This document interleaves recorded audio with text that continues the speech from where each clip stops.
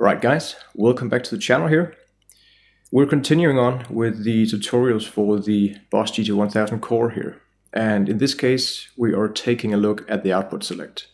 And as you know from my previous videos on the GT100 and the GT1, you know how important I think the output select is, because this is what determines and initially lets the unit or device know what it's being plugged into. And for the GT-1000CORE, this is no exception. I've loaded up Boss Tone Studio here, and if we head up to the menu over here, you will see that we have a different selection of menus, but we are concentrated on the output setting here. You have a main out as well as a sub out, but in this instance I will focus on the main out because these are the left and right outputs on the back of the GT-1000CORE. You'll see that we have our main output select here, and if we click that, we will get a broad selection of different output select settings.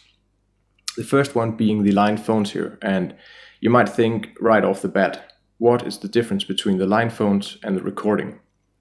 Well, the line phone setting has the speaker type fixed to the original speaker type emulation.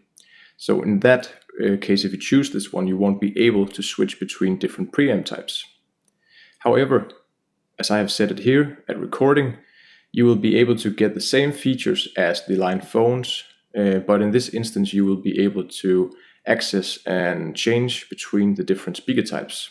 And that's the main reason why I've set it to recording here, because if you really want to dive in and get deeper with a unit like this, you will have to experiment and play around with the different speaker types, because they will add a different flavor and basically another characteristic to the sound of that preamp model that you're using. So that's the main difference between the two. If we continue along here, you'll see that we have a few similar or familiar faces from what we know from previous units. We have the JC120, we have the return and the input. And every time it says input after the preamp type, this basically means that you are plugging straight into the front input of that particular amplifier. If it says return, this means that you are connecting mostly your left output of your unit to the effects loop return of your particular amplifier. If in some instance, like the GC120 here, you will see that most of these amps actually have a stereo effects loop. So you have 2 sends and 2 returns. This just enables you to connect both the left and right outputs from your device or unit to those 2 sockets of the return here, and you can actually run your unit in stereo. But most amplifiers only feature 1 send and 1 return. But that is the overall description or meaning of these two. And if we go down further here, you can see that we have a lot of the new Boss amplifiers here. The Blues Cube, the Wasser amp, as well as the Katanas, both the both the Mark II and the Mark I here. And a few things sets them apart here because they have a power amp input, and this is an input that is featured on the Mark II. And this basically acts as your effects loop return, but this input should be more dedicated to running your multi-effects or your modeler through that. And that is a dedicated input that Boss and Roland has decided to put on their Mark II Katana amps here. So if you have that option, use that, because it will accept your modeler or multi-effects in a better way here. But if we go down further, you can see we also have a more universal route here, which are a tube combo with a 2x12 speaker, a tube combo with a 1x12, and even a tube stack with a 4x12. So these all correspond to different manufacturer of preamps, which classify as the tube combo section, for example. Then we have the NexTone, and we even have some Fender amps as well, the Mustang, the Hot Rod, and the Twin Reverb. There are also an AC30 input, as well as a few Marshall amplifiers here, which feature the return. There's a rectifier and a Houston Kettner, as well as 2 bass amps here as well. And you also have user 1 and user 2.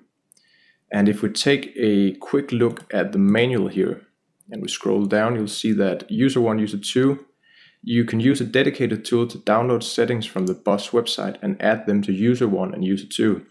So I'm sure that there might be a different library or something where you can go in and pick a few different settings to custom your output select even further, which I think is really great because this just adds a lot of versatility to your output select and how you basically set it up.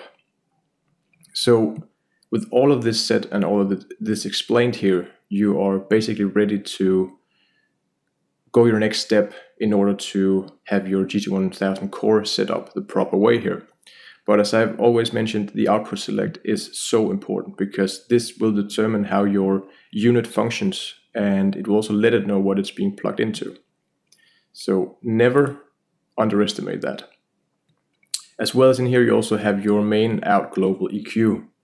And personally, this is something that I rarely touch because I don't really think it's needed.